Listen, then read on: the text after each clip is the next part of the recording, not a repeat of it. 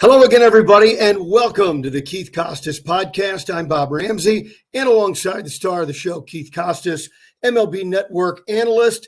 Keith, crazy week. Things keep changing. Things keep going. It's baseball, and it has been fun.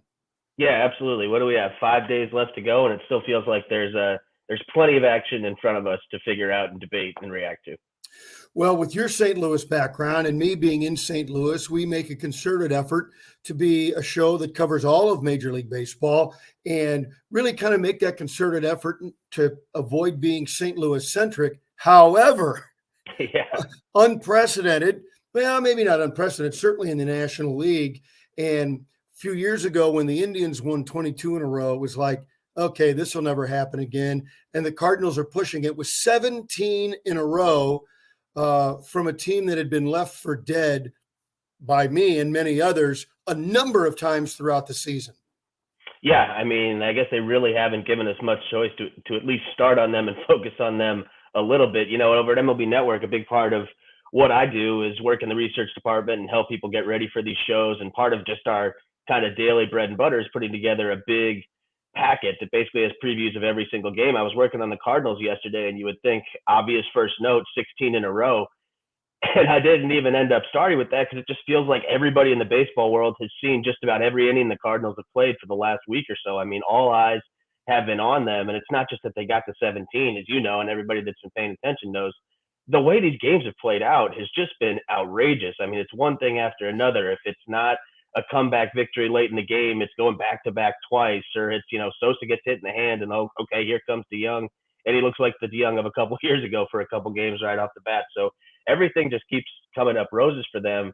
But to me, I know we hit on the outfielders last week, and it's not exactly a hidden storyline with O'Neill and Bader and the way they've been swinging it. But to me, the biggest kind of takeaway from this entire run is just how crazy the last 12 months for the Cardinals have been. I mean, last year you've got a Rosarena going absolutely bonkers in the postseason that completely clouds everybody's judgment, understandably, myself included. I'll admit to it. It's just he was so outrageously good that it almost blocked us from thinking logically about just about anything. It was such an emotional thing for the Cardinals to see their offense go flat and then this guy go crazy in the postseason. And then to counter it a year later with something even more ridiculous, like a 17-game winning streak where, oh, by the way, the outfielders are at the center of everything and helping drive the team. And then if that isn't enough, it's all happening with the backdrop of whatever the hell the world has been for the last 18 months. It's just, I mean, you could not come up with more extreme examples of how things have played out for the Cardinals. And you got to tip your hat to John Mozeliak. I guess a lot of people, and myself included again, owe him an apology. The patience has paid off with this group in the outfield. Yeah, one last thing about this streak and how they got there. Everybody's looking for a moment, a tipping point. And I've gone through the schedule and game by game, and I can't really find a moment. There are several things to me that started to line up. Obviously, when Mozeliak at the trade deadline gets Lester and Happ, and this is where I know you've seen it, where the Goldschmidt trajectory has risen and continues to rise from day one to, I presume, the end of the season. That's the way the graph line goes. And then you start to put the other pieces in of Lester getting red hot starting August 25th, O'Neill exploding. Here's a guy I can't figure out. April, May, June, and August, Harrison Bader is one of the worst hitters in baseball for a regular player. Mm-hmm. And in July and September, and I'm not over exaggerating here. In July and September, he's Mike Trout. Yeah. I mean, look at he's Mike Trout. I give up. I can't figure it out. Yeah, I mean, I thought going into the season that people were a little bit too critical of Bader. You know, people are searching for answers, like we talked about, with the way that the outfield had performed and, the Rosarena aspect that we just talked about. People were looking for a scapegoat, and it's understandable. I mean, Bader's been a frustrating player to watch at times, big peaks and valleys, but I always thought that if he could just kind of somehow settle into what we've seen as his kind of middle ground with the way he plays defense and the way he runs, you can hit him seventh or eighth and win a World Series. But with the way he's been swinging it now, I mean, he looks like he's back at Florida. He looks like some of those minor league seasons that he had at Double-A, where he would, he would basically be Mike Trout against left-handed pitching and just dominate lefties. And now you don't even have to go and look for a split. You don't have to tell Right. lefties or this type of pitcher. It's just everything, like you said. And I mean, if you just take a step back and look at it athletically, I'm not saying that Harrison Bader is going to do this for 162 games or he's going to turn into a perennial all-star or anything, but you just look at him physically, why not? Why Sure. shouldn't this be what kind of player he is, or at least the player he aspires to be? He's basically playing the same style of game that he did in the SEC when he was teammates with Pete Alonso, and I think he hit 16, 17, 18 home runs, which is a huge number in college. Yeah. I mean, this guy was a productive offensive player as an amateur and in the high levels of the minors, and I know he got to the big leagues with his defense, but obviously something's clicked here in these last couple of weeks. He's gone from a guy who a couple of years ago made those quotes that had everybody up in arms about, well, it's hard to prepare for breaking balls and fastballs. Yes, that's sort of what playing Major League Baseball is about. But now all of a sudden he's on some kind of Juan Soto playing where he's locked in on everything: lefties, righties, breaking balls, fastballs, off speed, everything. He's just been tremendous the last couple of weeks. Let's get off the Cardinals. They are the national story. Everybody gets it. They'll play on Wednesday. Let's try and figure out who they're going to play. I kept thinking over the last few weeks, it's going to be the Dodgers. It's going to be the Dodgers, but the Giants aren't having it, and they're pretty close to locking that up. Having said that, the Dodgers really have the rotation set up exactly the way they need it for Scherzer to pitch in that first round single game playoff against the Cardinals. Yeah, I mean, I think that's another very interesting aspect of this too. Obviously, the Dodgers have known they're going to the postseason for quite a while, but how they manage that pitching. Obviously, if you've got Max Scherzer sitting there for the wild card game, a no-hitter or a perfect game is on the table. I mean, the shutout's on the table, and obviously going 6-7 innings and just putting in a typical workman like Max Scherzer outing is on the table. But to me, are the Dodgers going to play this the same way as the Cardinals are going to play this? Because you know the Cardinals are going to be all hands on deck. I guess you have to be all hands on deck in a wild card game. But the idea, let's just assume for a second that the Dodgers do win the wild card game. The idea that they didn't just have to play in that game after winning 100 plus, but potentially be in a situation where Dave Roberts has to think about maybe using Walker Buehler in the 6th or 7th inning as a piece out of the bullpen, or using Urias to match up in a lefty situation depending on where they are in the lineup.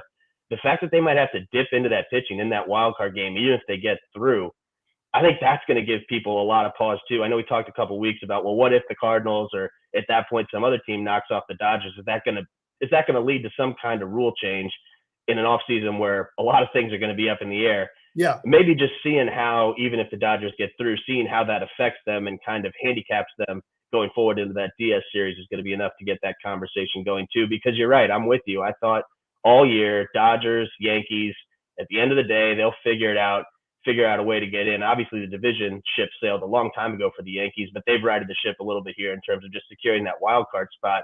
I thought the Dodgers would have a similar kind of trajectory in the division, but you said it, the Giants just aren't going anywhere, even with Brandon Belt out, or things pop up left and right, and they just keep on plugging away with a full 26-man roster contributing, and it doesn't look like the Dodgers are going to have enough time left to catch up to them, even though they're playing well. So we look at the first place team, the Giants, that very few people believed in all along, and then you start to watch them and they just mash and mash and mash. But Brandon Belt out with a broken thumb. He is, I've said for a couple of months, I think Crawford is the MVP, but he's hit 2 for them most of the year for a reason. He has had a dynamic season in the 2-hole for them. Yeah, he absolutely has. And, a big part of, like we just talked about with them, has been the whole roster contribution. I mean, to lead the league in home runs like they do with nobody, 30 is nothing to scoff at, but it's not like they have a Sal Perez on their team that's doing, right, a huge percentage of the work. They're top to bottom. I think they have something like 13 or 14 players that have hit 5 home runs, which I know that doesn't sound like a lot, but getting that kind of contribution where anybody can pop one at any time coming off the bench or anywhere in the lineup has obviously been a big part of their formula. But yeah, that Belt, Crawford, Posey kind of trio being in there with that leadership has been a big part of the mix. But what they also have, and I know that the depth, like we said, is a big part of the equation, but Darren Ruff has basically been like a right-handed version of Max Muncy. I don't know how many people are aware of him playing out in the West Coast and not be one of the bigger names on that team, but he's basically got that same kind of profile. Ton of walks. He's going to get on base. He'll strike out a little bit. He'll hit a ton of homers. So they've got pieces that they can move around. That's obviously going to kind of ding them on their outfield depth, and they've liked to mix and match the platoon situation, rougher righty, belt the lefty. But it's not like they're out of options or they can't fill that hole. And Posey they can mix in at first base too. I know they've had a little bit more of a rigid plan with him and a kind of Yeah. 2-on, 1-off situation and keeping him mostly behind the plate this year. But they've got pieces they can move around at the very least to kind of cover that belt absence. But it is a big loss. The Phillies have their backs to the wall. I was hoping and still holding out hope for maximum chaos that the Phillies would get a game ahead and the Braves would have to play Colorado on Monday in a makeup game, and then they'd be tied and have to meet on Tuesday. To me, would be the ultimate wild finish. It doesn't really look like it's going to happen. Yeah, Philly really doesn't have much margin for error at all at this point. It looks like they're probably going to have to win out. I mean, that's not technically what the math is, but for all intents and purposes, they're probably going to have to win out if they want a realistic shot at this thing. So, yeah, it does seem like they faded away. It seemed like the division was just, we've talked about it before. The Mets are going to end up with, they're going to have more days in first place than any team in Major League history that ends up with a losing record. So that kind of tells you what that division's been for most of the year. I mean, the team that was basically in control from now early May to mid-August, or, really the bulk of the season, pretty much uninterrupted, is going to end up with a losing record. But give the Braves credit, because they have been able to kind of put their foot down on the gas a little bit here at the end. It hasn't been the stiffest competition, but they've done their part here to kind of separate themselves a little bit in what has been a disappointing division. And Philly just really ran out of time. Same thing. Don't have much room for error the rest of the way with 5 games left. All right, here's the big question.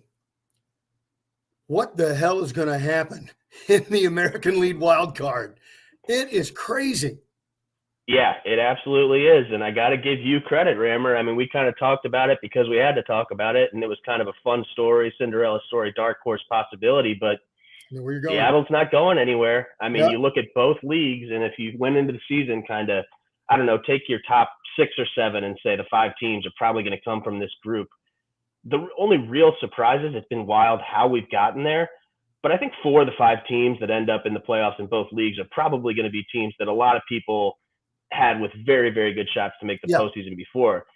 The difference is in the Bay Area, basically. No one expected the Giants to be as good as they were, obviously, in the National League. And I think Oakland has kind of earned that sort of by default position of, well, we know they're going to win 85 to 95 games, somewhere in that range, pretty much every year. And, I kind of had them penciled in as a wild card or a division winner, and they fade away. And Seattle's been able to stay right there in the race. And you mentioned him a couple of weeks ago, Mitch Haniger. He's back to that guy that they thought that he was going to be early in his career. He's put together a really, really nice month. I think he's got 9 or 10 homers in September, and that offense is going, and they still have a shot. I can't believe it. I look up every day and think that Seattle's going to be toast, but they're hanging on.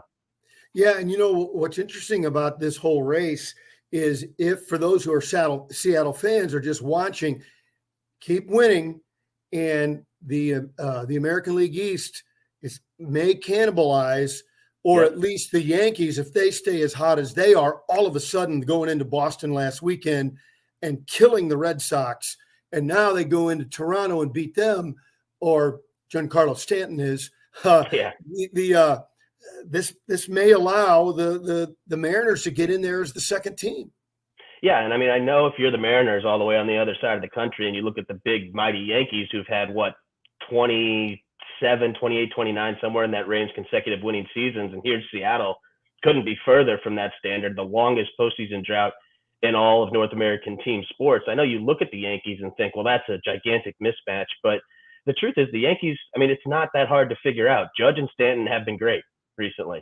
And if one or both of them gets into a rut, they're a beatable team. I mean, they basically carry, I know that the names are there and the DJ LeMayhews of the world have been elite players in the not so distant past, but the reality is that those two guys have hit like 40% of the Yankees homers this year.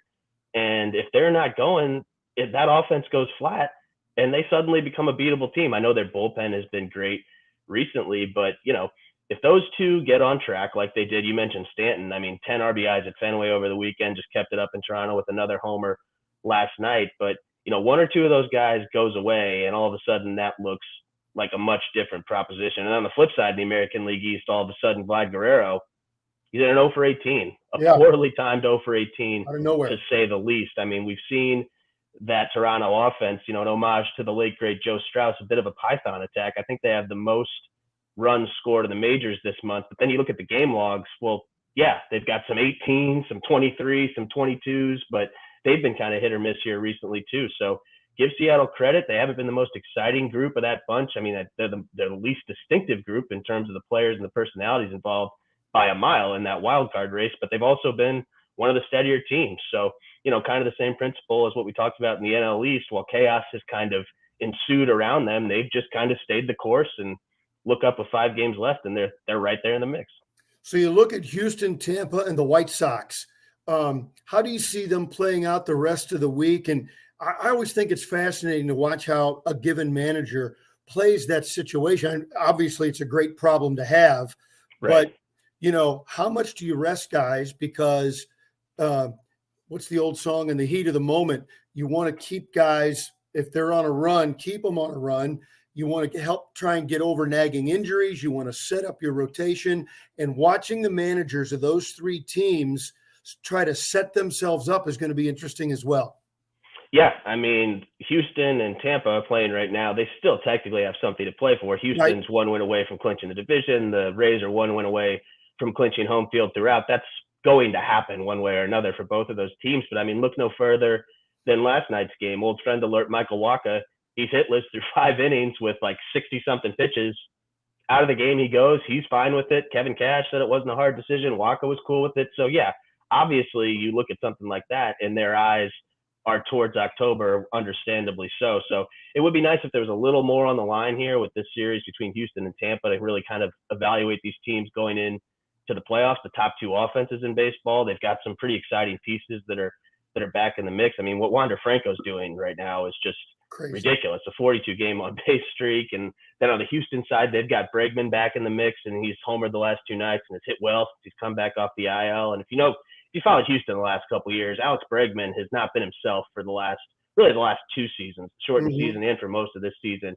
And to me, he's kind of the straw that stirs the drink there. I think he's the most talented player on the roster, even with all the talent they have. I think he's the best player there, and his personality kind of makes that group go. So getting him back on course is a very good thing for Houston. But yeah, the series the last week or so, it's kind of tough to draw any conclusions because, like you said, everyone has different goals. Kind of the same as how the Cardinals, we were talking before we started the show here. What are these lineups going to look like? A chance to rest people and really line up that rotation. So that's probably what's going on with Houston and Tampa. Tough to draw any big conclusions from this series this week. And the thing about the White Sox, they don't have a gaudy record. La Russa would slap me right in the face if he heard me say they could kind of cruise into things. He would go insane to hear that. Of course. But they kind of have, and it'll be interesting to see if they can really get that lineup kind of supercharged. Because to me, when I look at them up and down, maybe it's because Robert's back in there, Luis Robert, and is doing really terrific things for them. But if they can get Abreu going at his best, that lineup can, to me, match Houston, match anybody else that'll be in postseason. And can there be a fire lit under them to really play as dynamic as I think they're capable of? Yeah, well, a couple thoughts on the White Sox. And I know we talked about them a lot in the first half of the season especially, but I think it is going to serve them very well that they kind of had to play those 2 different styles. They played half a season without some of their big mashers. Then they got their big mashers back in the second half. So they've kind of figured out who can do what. They've been a small ball team. They've been a mashing team. They've been a team that at times was carried by frontline starters that were unbeatable for extended stretches of time. So they've kind of done it in a bunch of different ways. And I, certainly trust Tony to kind of build that all together in the postseason when the games are on the line. But, going back to the edge and kind of coasting and the idea of playing for Tony, I know that we're on the same page here. And I was telling everybody when he was a hot topic, when he was first hired, I mean, the one thing I was certain of above everything else was that he was going to bring the team together through what everybody that watched him manage in St. Louis or Oakland or his first stint in Chicago knows, that he's one of the most competitive people on the face of the earth, and that's what would bond the team together. So, yeah, they've been able to coast a little bit in terms of the record and what the actual implications of the results of these games are. But you look at what happened with Jose Abreu just a couple days ago with that little dust up, and last week with Ohtani, and a Tony La Russa team is not going to get complacent. Maybe they don't have huge pressure on them to get rack up a bunch of wins at the end of the season for something that's actually going to affect seeding or matchups or anything like that. But the intensity level seems plenty high, not surprisingly for a Tony-led team, even these last 10 days or so in Chicago. What's coming up on MLB Network? So we're out of games as far as game production stuff that we're doing. We've done our slate in these last 5 or 6 days. We'll just be kind of whipping around the league, keeping track of all these races, and then we're going to have 2 DS games on the AL side. We always go back and forth, 1 year NL, 1 year AL. So we'll have 1 game exclusively on MLB Network in both of the AL DS series. Which games those are, which matchups those are, all still up in the air, but we'll have those some point next week, 2 of those exclusive games. So for your department on the analysis side, I can only imagine this is like cramming for a final. Yeah, absolutely. Every day is quite the jaunt in the mornings to try and put together a big, gigantic packet of information that informs people that know way more about baseball than everybody writing those games. Those people played in the major leagues; they know plenty, but we just try and kind of add a little bit of context where we can. And yeah, the postseason is certainly a busy time, but it's kind of what makes the job all worth it. Party at the end of the season, a lot of work, but a lot of fun too. So let's wrap things up with back to me. I still think the biggest question is who are going to be the 2 wild cards in the American League. Are we? Is it a consensus? Yankees and somebody else, and who's your second team?